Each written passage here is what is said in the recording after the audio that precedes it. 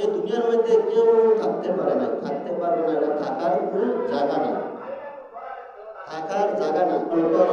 মৃত্যুর জন্য কি স্মরণ করা মানে নেক আমল করা, সঠিক রাস্তা চলা, সঠিক রাস্তা চলা, ভালোভাবে চলা, নেক আমল করা। মৃত্যুর জন্য প্রস্তুত রাসূল সাল্লাল্লাহু আলাইহি সাল্লাম বলেন, মুমিন ব্যক্তি যখন এই দুনিয়া ছাড়িয়া আখিরাতের দিকে যাত্রা করিবার সময় উপস্থিত হয়, মুমিন ব্যক্তি যখন এই দুনিয়া ছাড়িয়া আখিরাতের দিকে রওনা হবে, প্রস্তুত হয়, মুমিন বান্দা তারাই মুমিন বান্দা যখন আখিরাতের দিকে প্রস্তুত হয়, তখন তারা তাদের নিকট আসমান হইতে বহু ফেরেশতা অবতীর্ণ হয়। আসমান হইতে কি তাদের সামনে রহমতের ফেরেশতা আগমন হয়, অবতীর্ণ হয় মুমিন ব্যক্তির পাশে অসংখ্য ফেরেশতা হইতে কি কাপড় সুগন্ধি নিয়ে আসেন। মুমিন বান্দার জন্য কি ব্যস্ত হইতে কাপড় সুগন্ধি নিয়ে আসেন। সুগন্ধি নিয়ে পাশে চতুর্দিক দিয়ে হাজির হন মুমিন বান্দার চতুর্দিক দিয়ে কি সুগন্ধি নিয়ে হাজির হন ফেরেশতারা।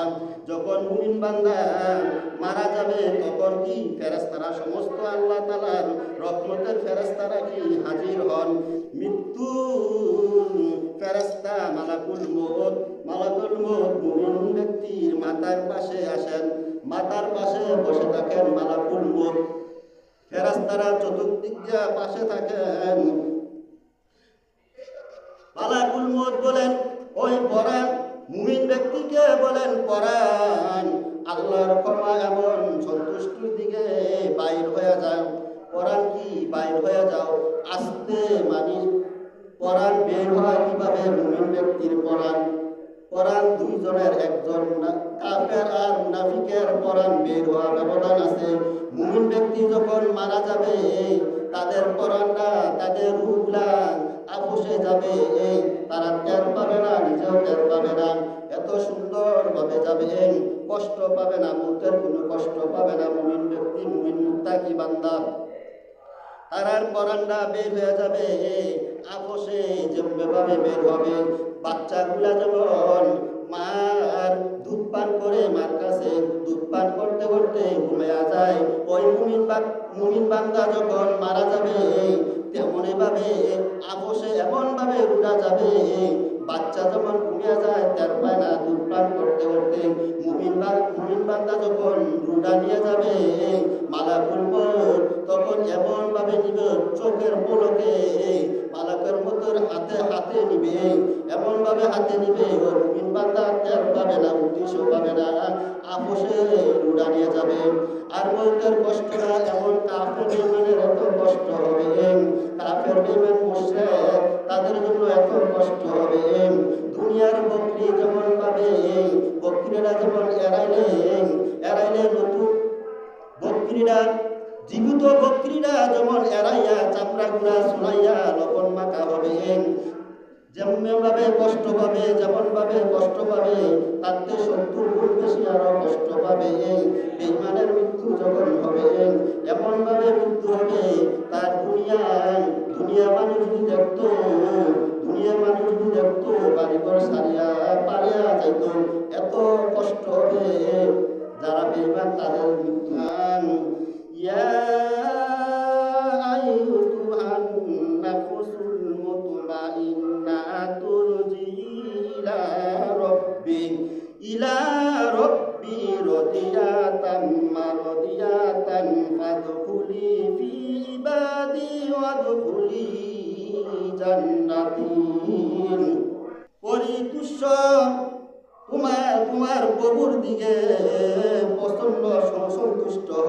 সন্তুষ্ট প্রচুর পরিমাণ সন্তুষ্ট হও, অবস্থান করো, সন্তুষ্ট অবস্থান করো, প্রত্যাবর্তন করো, অতঃপর আমার প্রিয় বান্দাগণের অন্তর্ভুক্ত হও। আল্লাহ তাআলা কি বলছেন? আল্লাহ তাআলা বলছেন আমার প্রতি সন্তুষ্ট থাকো তোমরা সবসময়। কি বলছেন? সন্তুষ্ট থাকো। আমার অন্তর্ভুক্ত যারা আমার বন্ধু তাদের সাথে অন্তর্ভুক্ত হও। হও, তাদের সাথে কি বন্ধুত্ব হও। অন্তর্ভুক্ত যারা যারা হক্কানি আলেম, যারা কি হক্কানি আলেম, তাদের অন্তর্ভুক্ত হইতে বলছে, আল্লাহকে ভয় করতে বলছে। মানে আপনি পীর ধরছেন, এটা হচ্ছে উস্তাদ। এটা কি উস্তাদ? পীর ধরা কি উস্তাদ? উস্তাদ অন্তর্ভুক্ত হইতে বলছে। আল্লাহ কইছে আমার যে অনুসরণ করে যে হক্কানি আলেম, তাদের সাথে কি অন্তর্ভুক্ত হয়, তাদের সাথে বন্ধুত্ব হয়, তাদের সাথে বন্ধুত্ব করবেন। এটা কোরআনের আয়াত, কিন্তু পীরের কিন্তু আবার কোরআনের আয়াত না।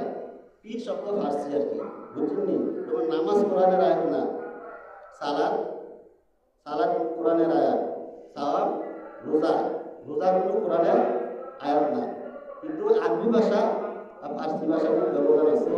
সুবহানাল্লাহি ওয়া আলহামদুলিল্লাহি ওয়া লা ইলাহা ইল্লাল্লাহু আল্লাহু আকবার, হাসবিয়াল্লাহু লা ইলাহা ইল্লাল্লাহু আলাইহি তাওয়াক্কালতু ওয়া হুয়া রাব্বুল আরশিল আযীম। আপনারা এটা জানেন কি? জানেন নিরাপত্তা। এটা কি জানেন নিরাপত্তা? শিখেন কিছু, এগুলো চাই না। হাসবিয়াল্লাহু লা ইলাহা ইল্লাল্লাহু আলাইহি তাওয়াক্কালতু ওয়া হুয়া রাব্বুল আরশিল আযীম। হাসবিয়াল্লাহু লা ইলাহা ইল্লাল্লাহু আলাইহি তাওয়াক্কালতু ওয়া হুয়া রাব্বুল আরশিল আযীম। পড়বেন, সবসময় পড়বেন। হাসবিয়াল্লাহু লা ইলাহা ইল্লাল্লাহু আলাইহি তাওয়াক্কালতু ওয়া হুয়া রাব্বুল আরশিল আযীম। হাসবিয়াল্লাহু লা ইলাহা ইল্লাল্লাহু আলাইহি তাওয়াক্কালতু ওয়া হুয়া রাব্বুল আরশিল আযীম। আপনি বেশি করে কি দুরূদ শরীফ পড়বেন। কি পড়বেন? দুরূদ শরীফ। আমরা বড় দুরূদ পারেন না, কোনো সমস্যা নাই।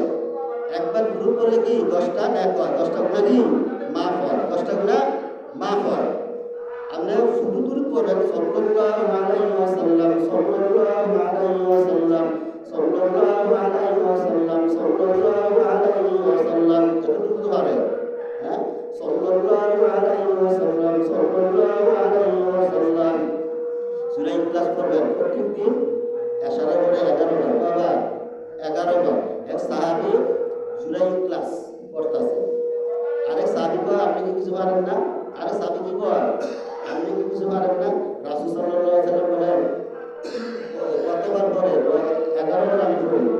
রাসূল সাল্লাল্লাহু আলাইহি ওয়াসাল্লাম বলেন এটাই যথেষ্ট, জান্নাত কি পাওয়ার জন্য এটাই যথেষ্ট, 11 বার পড়বে সূরা ইখলাস। আউযু বিল্লাহি মিনাশ শাইতানির রাজীম, কতবার পড়বেন? 10 বার পড়বেন। আউযু বিল্লাহি মিনাশ শাইতানির রাজীম 19 বার পড়বেন। বিসমিল্লাহির রহমানির রহিম, বিসমিল্লাহির রহমানির রহিম, সবসময় পড়বেন। আলহামদুলিল্লাহ কি 33 বার পড়বেন। সুবহানাল্লাহ 33 বার পড়বেন। আল্লাহু আকবার 34 বার পড়বেন। আন উমর ইবনুল খাত্তাব রাদিয়াল্লাহু আনহু قال رسول الله صلى الله عليه وسلم إنما الأعمال بالنيات। হযরত উমর বিন খাত্তাব রাদিয়াল্লাহু আনহু বর্ণনা করেছেন, রাসূল সাল্লাল্লাহু আলাইহি সাল্লাম ইরশাদ করেছেন, আমল নিয়তের উপরে নির্ভরশীল হয়। আমল কির উপরে? নিয়তের উপরে নির্ভর হয়। আপনি নিয়ত করছেন হিজরত করবেন আল্লাহকে রাজি খুশি করার জন্য, আল্লাহ এবং রাসূলকে রাজি খুশি করার জন্য হিজরত করছেন, আপনি সেই হিসাবে কি নিয়ত পরিমাণ আপনার কবুল হবে।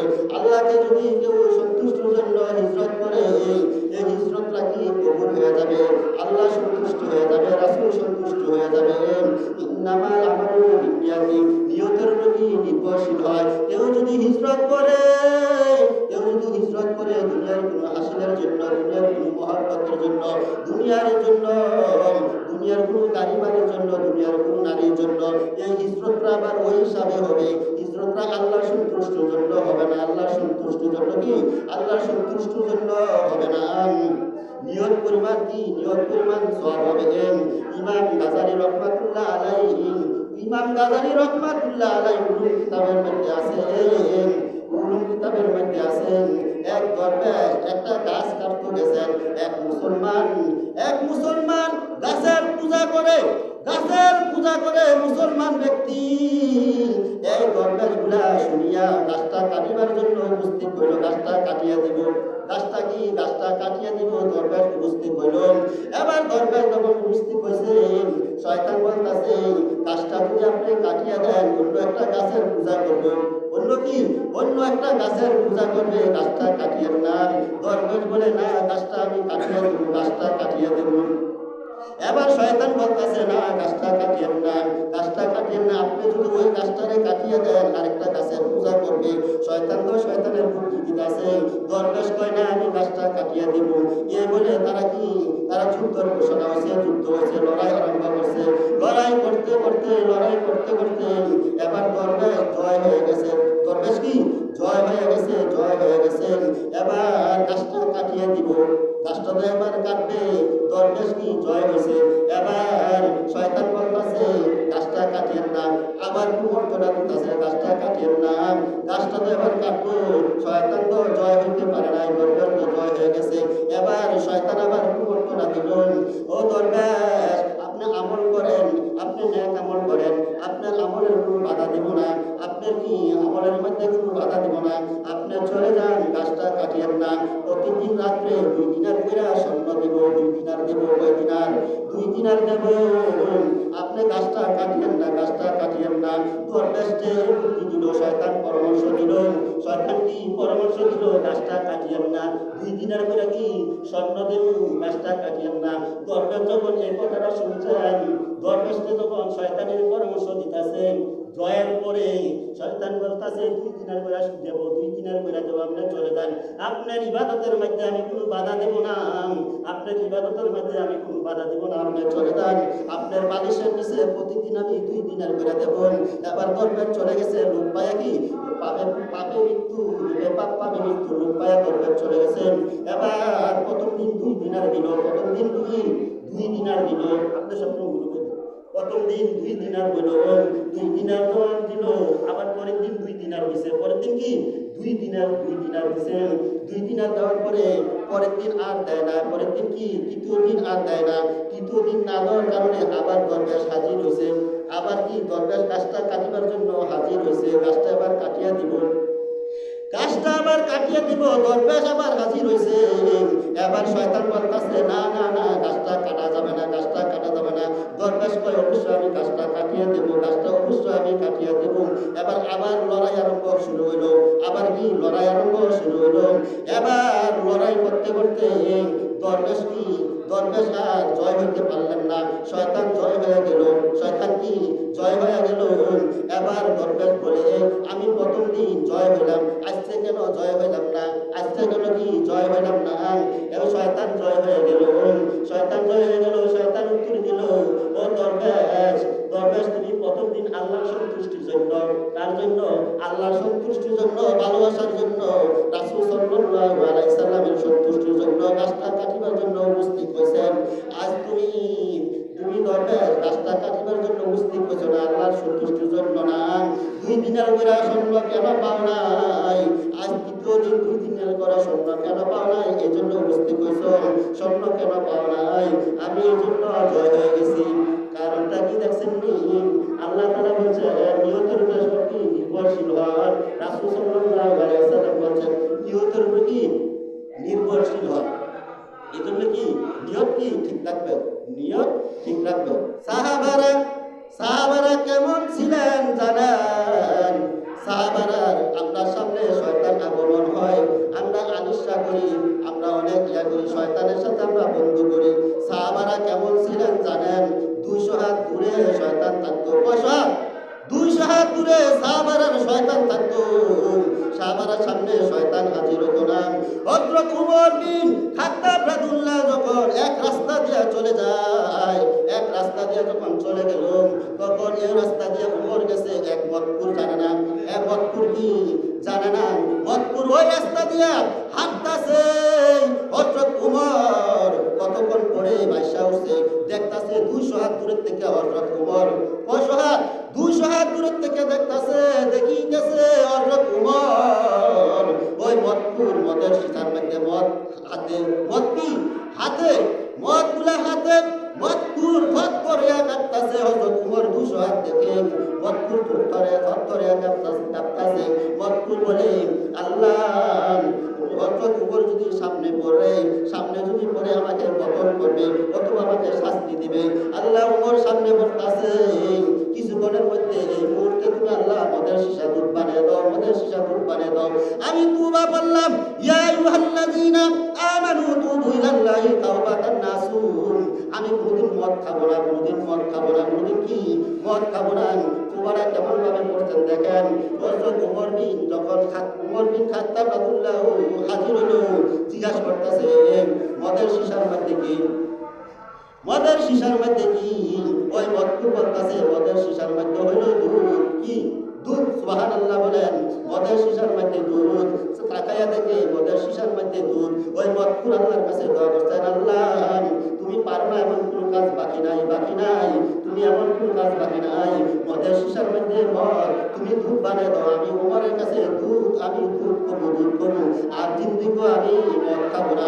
আমি জীবনের জন্য তোবা বললাম, ইয়া আইয়ুহাল্লাযীনা আমানু তুবু ইলাল্লাহি তাওবাতান নাসুহ। আমি জিন্দিগো আর মদ খাবো না। এজন্য কি আল্লাহ তাআলা তোবা কবুল করেন। আপনারা যত গুনাহ করছেন না করছেন, সারা বছর গুনাহ করছেন, আল্লাহর কাছে কি ক্ষমা চাইবেন, মাফ চাইবেন। শুধু ক্ষমা চাইবেন, মাফ চাইবেন, নামাজ পড়বেন, সারা রাত নামাজ পড়বেন, জিকির করবেন, কোরআন তেলাওয়াত করবেন। এটি আপনারা কাজ করেন, মুখে সব কিছু করতে পারেন, কাজের সময় করতে পারেন।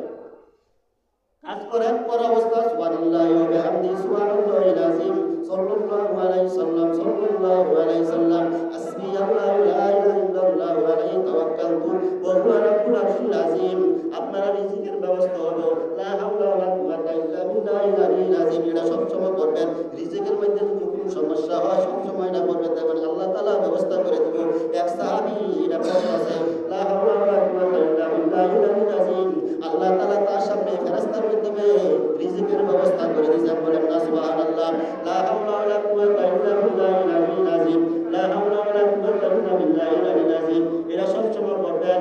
লা হাওলা ওয়া লা কুওয়াতা ইল্লা বিল্লাহিল আলিয়্যিল আযীম। এটা কি রিজিকের ফয়সালা।